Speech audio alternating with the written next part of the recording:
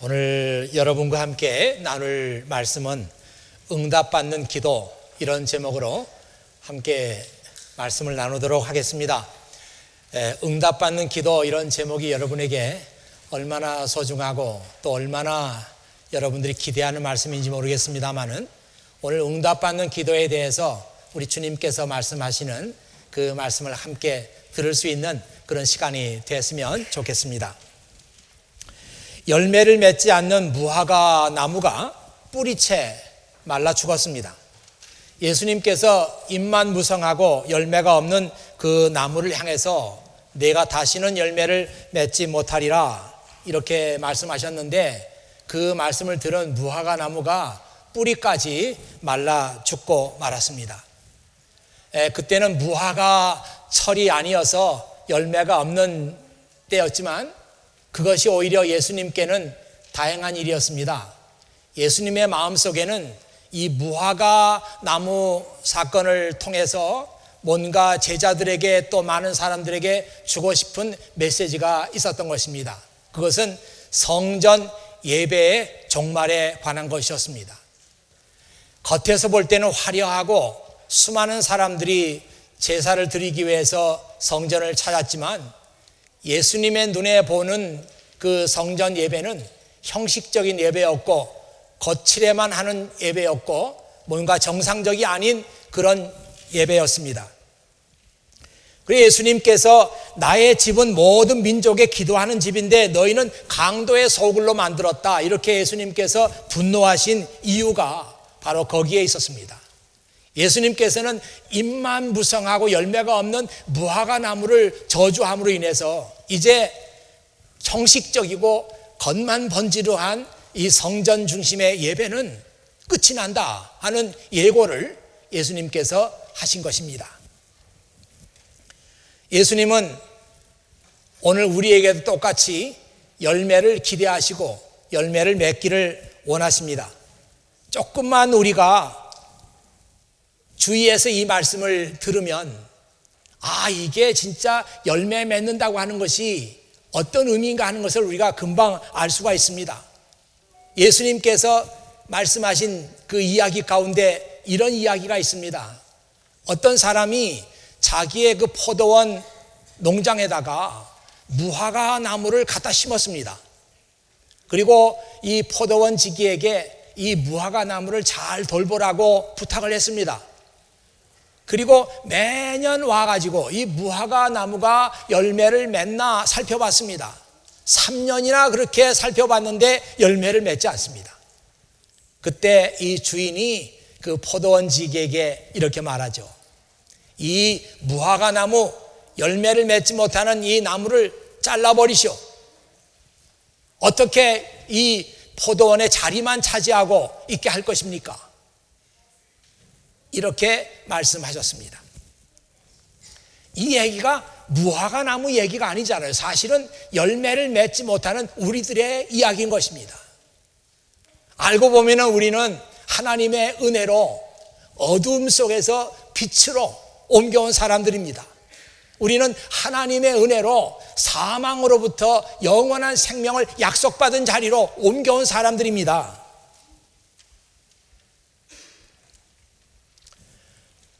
로마서에 나오는 표현대로 하면은 우리는 하나님의 자녀가 아니었는데 하나님의 자녀로 들어온 사람들입니다. 그 얘기가 이렇게 나와 있습니다. We received God's Spirit when He adopted us as His own children. 그분이 우리를 그분의 자녀로 양자로 삼으셨을 때 우리 안에 하나님의 스피릿이 들어왔습니다. 옛날 개역 성경에 보면은 양자의 영을 우리는 받았습니다, 이렇게 썼습니다. 저와 여러분은 그 양자의 영을 받았기 때문에 하나님의 자녀가 된 것입니다. 이렇게 하나님의 은혜를 받은 우리에게 주님께서는 열매를 기대하고 계시는 거예요. 뭔가 내가 그렇게 하나님의 은혜를 받고 나의 자녀가 됐으니 나의 자녀가 됐다고 하는 것을 너의 열매로 표시를 해야 될 것이 아니냐, 그렇게 우리에게 열매를 찾고 계시는 겁니다. 하나님의 은혜를 많이 받았음에도 불구하고 열매를 맺지 못해서 잎만 무성하고 열매가 없는 그런 무화과나무처럼 우리가 사는 것이 아니라 이제는 정말 하나님의 자녀로서 하나님의 은혜를 받은 사람으로서 뭔가 우리의 삶 속에서 열매를 맺어서 하나님 앞에 이것을 증명해야 되는 그런 시대에 저와 여러분은 살고 있는 것입니다. 누가 그랬어요? 껍데기 크리스찬은 가라. 예, 이제는 형식적인 크리스찬, 아무 내용이 없는 크리스찬, 열매를 맺지 못하는 크리스찬, 그런 크리스찬들의 시대는 지나갔고 이제는 충실하게 열매를 맺어서 제가 하나님의 자녀입니다, 저는 하나님의 구원받은 자녀로서 이렇게 살고 있습니다 하는 열매를 주님께 보여야 하는 그런 시대에 저와 여러분이 살고 있다는 생각을 다 같이 해 주시기를 부탁드립니다. 그 다음날 뿌리채 말라 죽은 그 무화과 나무를 발견한 제자들이 이구동성으로 말했습니다. 주님 보세요, 저주하셨던 무화과 나무가 말라 죽어버렸습니다. 이 마태복음에 보면은 예수님께서 내가 다시는 열매를 맺지 못하리라 그렇게 저주하셨을 때 그 현장에서 이 무화과 나무가 말라 죽었다고 그렇게 썼습니다. 제자들이 그 현장을 목격하면서 말하는 거예요. 아, 주님, 어떻게 멀쩡하던 무화과 나무가 이렇게 빨리 말라 죽을 수가 있습니까? 저는 오늘 주님의 말씀을 읽어가면서 정말 예수님께서는 그 대화의 천재이시다 그런 생각을 했습니다. 대화를 잘하는 사람은 절대로 대화의 주도권을 뺏기지 않아요. 이런저런 얘기하다가도 자기가 원하는 대로 이 대화를 끌고 옵니다. 이게 대화를 잘하는 사람인데 예수님께서 그런 분이었어요. 여러분, 요한복음 4장에는 예수님께서 길을 가시다가 사마리아 지방으로 들어가셨는데 목이 말라가지고 한 우물가로 갔는데 그때 마침 한 여자가 물을 길르러 왔습니다. 그래서 예수님께서 먼저 가서 나에게 물을 좀 달라고 요청을 했어요. 이렇게 해서 그 여자하고 시작된 그 대화가 물의 얘기로부터 시작해가지고 영원한 생명에 관한 말씀으로 주제가 바뀌어요. 결국은 그 여자가 주님, 그 영원한 생명의 물을 저에게도 주십시오 이렇게 예수님께 간청하는 것으로 그렇게 대화의 내용이 자꾸 이렇게 바뀌어가는 것을 볼 수가 있습니다. 어떻게 그렇게 멀쩡하던 나무가 이렇게 금방 죽을 수가 있습니까?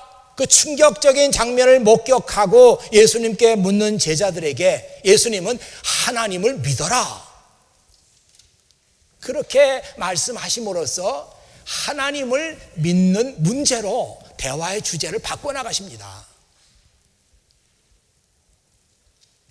이 대화의 주제가 계속되면서 기도의 능력과 기도의 응답에 대한 문제로 다시 주제가 바뀌어요.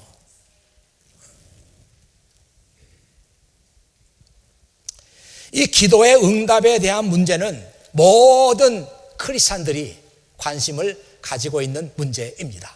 여러분도 다 관심이 있을 줄로 믿어요. 이 설교를 하고 있는 저에게도 이 기도의 응답은 매우 중요한 문제고 관심을 안 가질래야 안 가질 수 없는 그런 문제입니다.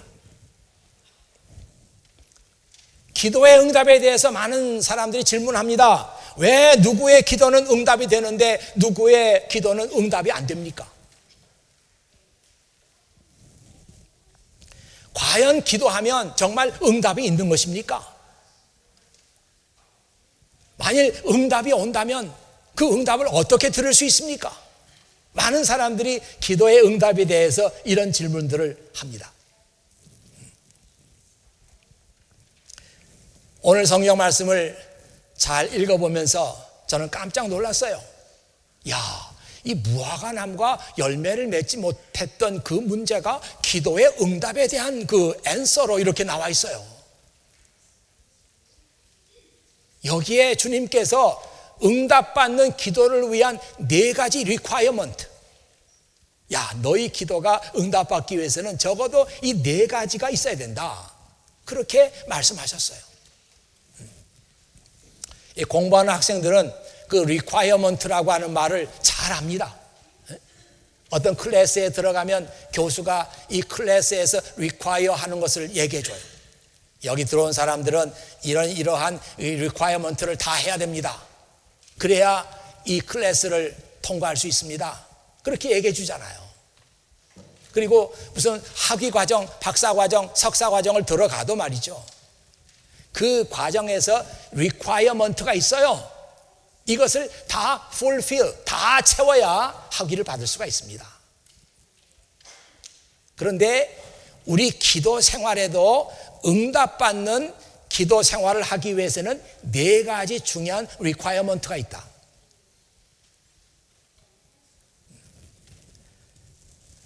첫 번째 requirement는 하나님을 믿어라 하는 것입니다. 너무 리콰이어먼트 치고는 너무나 평범하죠. 그러니까 주님께서는 분명히 말씀하셨어요. 하나님을 믿어라. 이게 우리가 첫 번째 기도에 대한 리콰이어먼트입니다. 많은 사람들이 하나님을 믿고 있는 것 같지만 하나님을 어떻게 믿는지 모르고 하나님을 믿는다는 것이 무슨 뜻인지 잘 몰라요.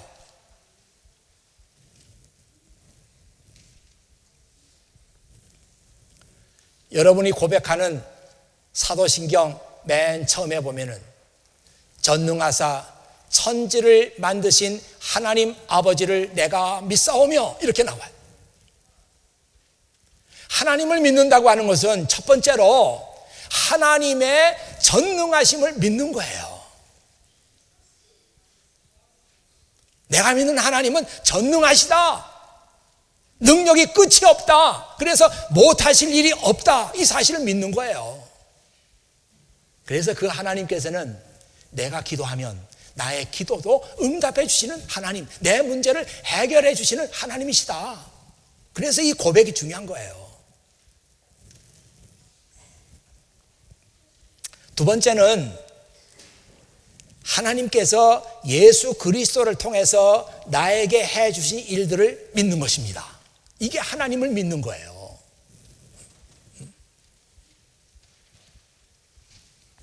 성경에 이런 구절들이 많이 나옵니다. 지금 화면에 나가고 있는데요. We rely on what Christ Jesus has done for us. 우리는 그 예수 그리스도께서 우리를 위해서 해주신 일들을 rely on 믿습니다. 이게 개역 성경에는 어떻게 나오는가 하면은 나는 예수님만 자랑합니다. 이렇게 나와요. 예수님을 자랑한다고 하는 다른 게 아니에요. 하나님께서 예수 그리스도를 통해 가지고 나에게 해주신 일들, 이걸 자랑하는 겁니다. 또 한 구절 있죠. 로마서 12장 1절에 나오는 말씀인데요. I plead with you to give your bodies to God.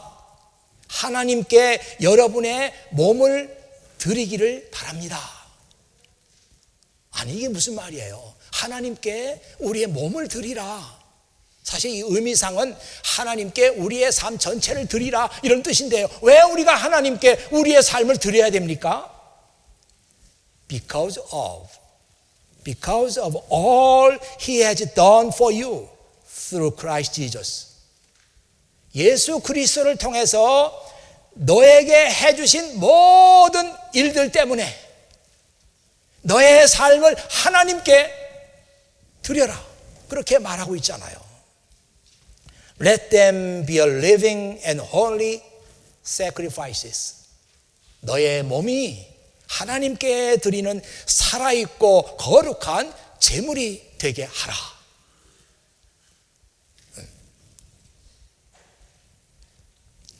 이것이 왜 응답받는 기도 생활을 위해서 중요합니까?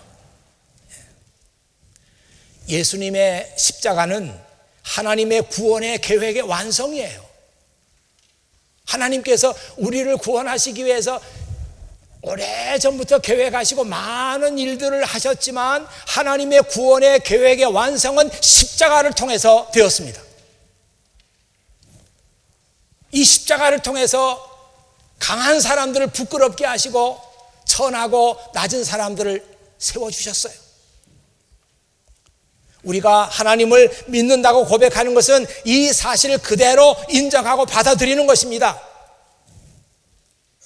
사도 바울이 이 사실을 잘 간파했어요. 그리고 로마서에다가 이렇게 써놨습니다. 한번 화면을 보시죠.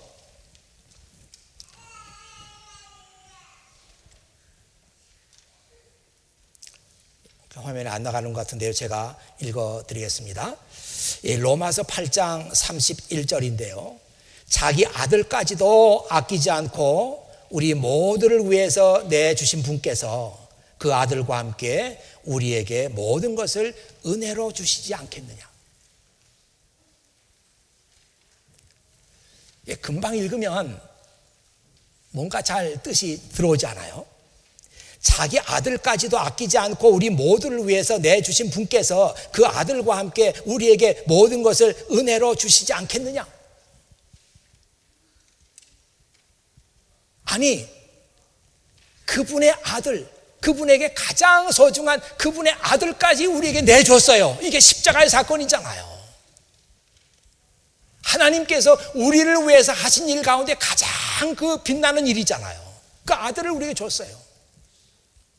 그런데 그 하나님께서 우리를 위해서 이제는 못 주실 일이 뭐가 있겠습니까? 아들까지 줬는데 그 얘기잖아요.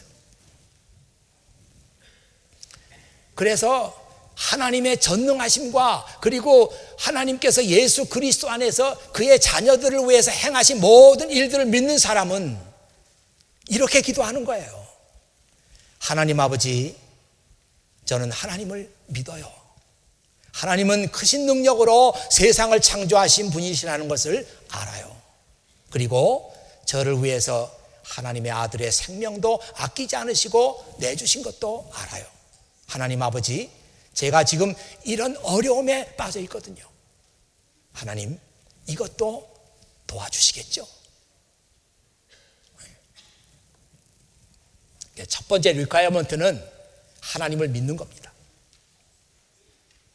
그리고 하나님을 믿는다는 것은 무슨 의미가 있는 것인가 하는 것을 여러분에게 말씀을 드렸어요. 두 번째 리퀘어먼트는 누구든지 마음속에 아무 의심 없이 믿으면 그대로 이루어질 것이다. 오늘 말씀에 그렇게 나와 있습니다. 이 두 번째 리퀘어먼트는요, 우리가 하나님께 기도하고 나서 정말 이게 이루어질까 이루어지지 않을까 의심하지 않는 겁니다.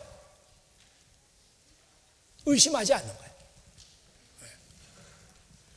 이 성경에 보면은 의심하는 문제에 대해서 많이 기록해 놨습니다. 마가복음 11장 23절, 오늘 그 말씀도 그렇고요. 그 말씀 한번 New Living Translation에서 보면은 But you must really believe it. You must really believe it will happen. 내가 정말 이것이 이루어진다고 내가 믿어야 한다. And have no doubt in your heart. 그리고 마음속에 아무 다우트를 두지 마라. 기도하고 나서는 하나님, 제가 기도한 대로 그대로 다 이루어질 것을 믿습니다. 이렇게 하고 다우트를 하지 마라. 이 다우트하는 문제에 대해서 그 야고보서 1장 말씀에 아주 중요한 말씀이 있어서 여러분과 함께 그 말씀을 읽으려고 합니다. 하나님께 구할 때는 믿고 구해야 합니다. 조금도 의심하지 마십시오. 의심하는 자는 바다 물결같이 바람에 밀려 이리저리 움직이는 것과 같습니다. 그런 사람은 주님께 무엇을 받을까 하고 기대하지 마십시오. 왜냐하면 그는 두 마음을 품어 자기가 하는 일에 방향을 못 잡고 헤매는 자와 같기 때문입니다.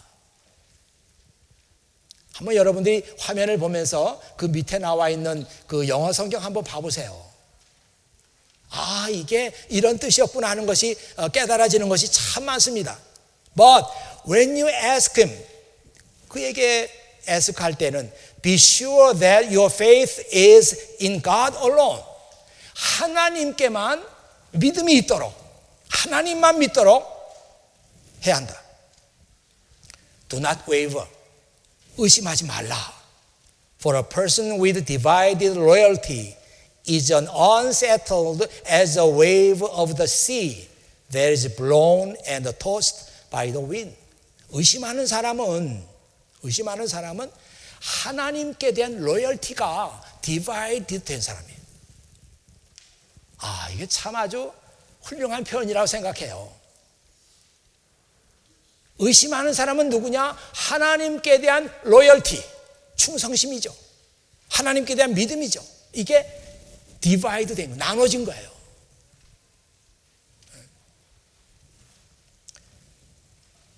Such people should not expect to receive anything from the Lord. 그렇게 마음이 충성심이 나뉘어지고 의심하는 사람은 주님께로부터 아무것도 받을 것이라고 기대하지 마십시오. Their loyalty is divided between God and the world. 그들의 로열티는 하나님과 세상으로 나뉘어져 있어요. 이게 참 중요한 말씀입니다. 우리가 기도하고 나서 정말 이루어질까? 그렇게 의심하는 것은 뭐냐? 하나님께 두었던 로열티를 거둬들이는 거예요, 다시. 그래서 그 로열티를 세상에 주는 겁니다. 그래서 하나님과 세상 사이에서 나의 로열티가 하나님께만 가 있는 게 아니라 둘로 나뉘어지는 거예요. 이런 사람은 아무것도 응답을 받으리라고 생각하지 마라.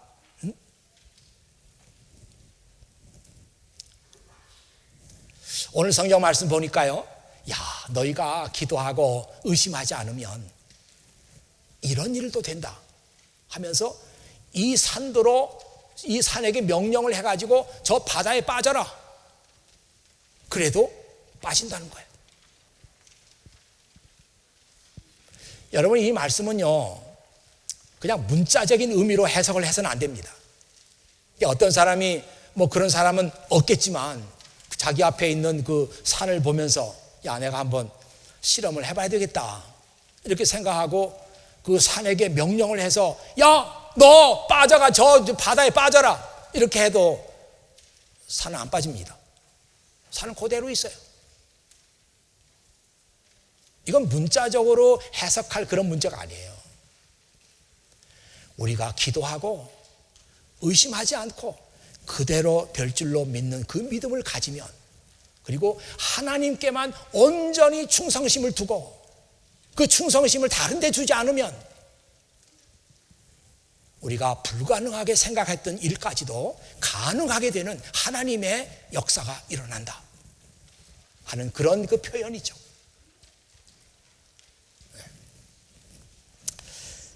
자, 응답받는 기도의 세 번째 리콰이어먼트는 기도하고 구한 모든 것을 받은 줄로 믿는 것입니다.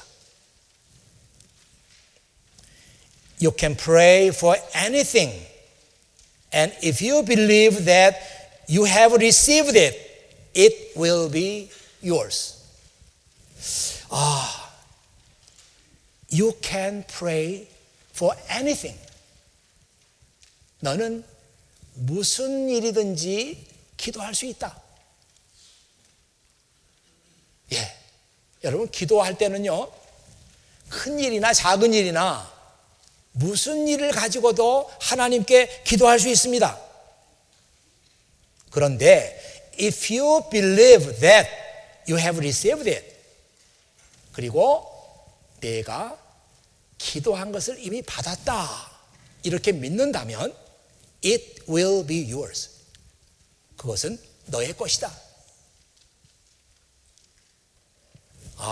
여기서 가장 우리 눈에 잘 띄는 부분이 it will be yours. 이건 네 거다. 그 얘기죠. 하나님께 뭐든지 가지고 기도하세요. 그리고 내가 기도한 것 하나님께서 이미 주셨습니다. 내가 받았습니다. 이렇게 믿는다면 그것은 너의 것이다. 여러분, 이 말씀 들으면서 정말 마음속에 야, 정말 기도해야 되겠다 이런 의욕이 생기지 않아요? 야, 정말 내가 다시 기도해야 되겠다. 기도하면 이것이 너의 것이다 그렇게 말씀하셨는데 기도해야 되겠다 이런 의욕과 용기가 막 생기지 않아요? 히브리서 12장 12절에 보면 이런 말씀이 나와요. 여러분의 피곤한 손과 연약한 무릎을 강하게 하여 일어나십시오. 사실 이 말씀이 무슨 뜻인지 잘 몰라요. 여러분의 피곤한 손과 연약한 무릎을 강하게 해서 일어나십시오. So take a new grip with your tired hands. 너의 tired hands, 아, 손이 힘이 없고 피곤해요. 일을 많이 했나 봐요. 아, 이거를 다시 그립을 하란 말이에요. New grip, take a new grip. 새로 붙잡으라는 거예요. 그리고 and strengthen your weak knees. 그리고 너의 약한 무릎을 강하게 하라. 예, 저에게는 이 말씀이 이렇게 들려요. 내가 그동안 놓았던 손 다시 맞잡고 내가 기도해야 되지 않겠느냐. 내가 그동안 기도하지 않았던 기도의 무릎을 내가 다시 꿇어야 되지 않겠느냐. 이런 말씀으로 들립니다. 야, 누가 얘기하기를 가을은 뭐 청고마비의 계절이고 가을은 독서의 계절이고 누가 그랬는지 모르겠어요. 다 안 맞는 말이에요. 제가 보기에는 이 가을을 맞이해 가지고 우리 교우들이 제일 피곤해요. 다 얼굴 보면 피곤에 쩔었어요. 뭘 했는지 몰라요. 다 피곤에 쩔었어요. 늘 늦잠 자요. 잠은 쏟아지고 몸은 피곤하고 왜 그런지 몰라요. 아이, 새벽 기도도 좀 나오고 싶긴 한데 마음은 있는데 자고 나면 아침이야. 왜 그래요? 몰라요. 날씨도 선선하고 참 좋은데 왜 그렇게 피곤한 거예요? 주님께서 오늘 우리에게 말씀하십니다. 너의 놓았던 기도의 손 다시 잡고 그리고 너의 기도의 무릎도 다시 꿇어야 되지 않겠느냐. 아니, 정말 우리가 무슨 일이든지 기도할 수 있고 기도할 때마다 이미 받은 줄로 믿으면 이건 너의 것이다 그렇게 말씀하셨는데 여러분의 기도의 손을 다시 잡고 기도의 무릎을 다시 꿇어야 되지 않겠는가, 그런 생각이 듭니다. 이제 마지막 네 번째 requirement가 있는데요, 이 마지막 네 번째 requirement는 다른 사람을 용서하라는 것이에요. 저는 이 말씀을 읽으면서 깜짝 놀랐어요. 야, 이게 중요한 거구나. 아니, 어떤 사람이 걱정거리가 있어요. 어떤 사람이 기도할 문제가 생겼어요. 그러면 기도하는 사람들이 있어요. 그런데 정말 기도하기 전에 다른 사람을 용서하는 이 말씀의 뜻을 이해하는 사람은 별로 없어요. 가장 중요한 것은 왜 다른 사람을 용서하라고 하는가? 그래야 하나님과 우리와의 관계가 올바로 설정되기 때문이에요. 하나님은 인격을 가지신 분입니다. 여러분도 다 인격이 있어요. 마찬가지로 하나님도 인격이 있습니다. 여러분 생각해 보세요. 여러분하고 어떤 사람이 별로 관계가 없습니다. 별로 관계가 좋지 않아요. 감정이 좀 상했어요. 관계가 좋지 않아요. 그래서 봐도 본둥 마는둥 하는 건데 그런 사이인데 어느 날 우리 집에 찾아온 거예요. 찾아와가지고 다짜고짜로 좀 도와달라고. 내가 이런 어려움이 있는데 좀 도와달라고. 그렇게 말하는 사람이 있다면 여러분 그 사람에 대해서 뭐라고 말하겠어요? 아니 지금 당신이 나한테 그럴 만한 그런 말을 할 처지가 아닌 걸로 아는데요. 아니 감정이 상했는데 이것부터 해결해야지. 그것도 안 하면서 도와달라고 하면 이게 말이 안 맞는 거 아니에요. 하나님과 우리와의 관계도 그렇습니다. 하나님하고 나와의 관계가 뭔가 잘못되어 있는데 그걸 해결 안 하고 기도하는 거예요. 도와달라고.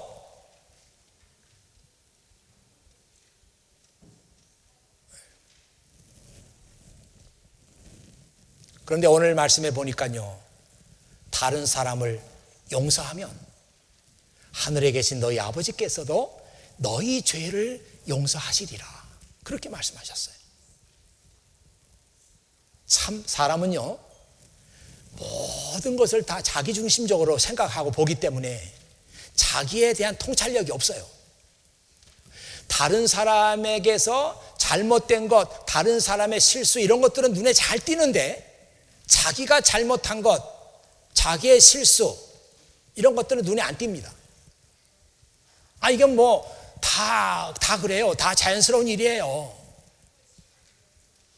저도 마찬가지일 거예요. 다른 사람 그 잘못한 건 다 보이는데 제가 잘못한 것은 잘 몰라요. 이게 인간입니다. 이게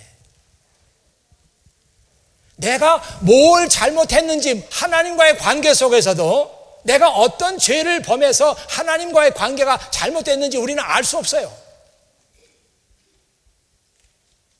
그런데 오늘 예수님께서 중요한 말씀을 하셨어요. 내가 다른 사람들의 잘못을 용서하면 하나님께서 너의 죄를 용서하신다. 하나님과의 관계를 다시 잘 설정할 수 있는 비결이 바로 이 말씀 속에 있습니다. 내가 잘 몰라서 내가 특별히 나의 죄를 다 발견하지 못하고 그래서 이걸 가지고 하나님께 다 회개하지 않아도 내가 다른 사람의 죄를 용서하면 너의 죄를 용서하겠다. 하나님과 관계를 정상적으로 돌려놓을 수 있는 열쇠가 바로 이 말씀 속에 있습니다. 이게 응답받는 기도의 네 번째 리콰이어먼트예요.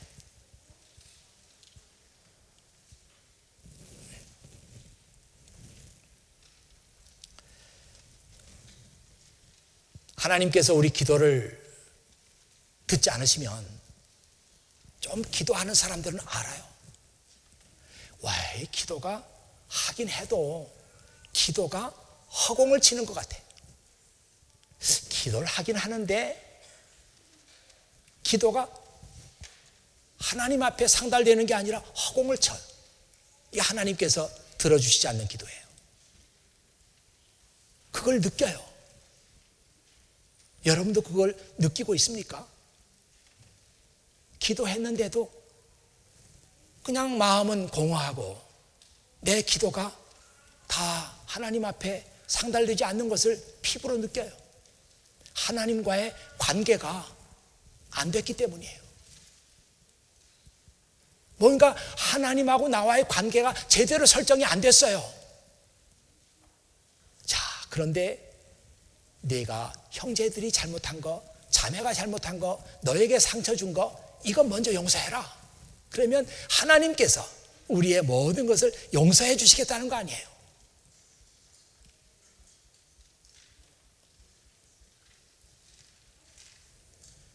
자기의 기도가 허공을 치는 것 같은 것을 느끼는 사람들, 한번 이 말씀을 실천해 보세요.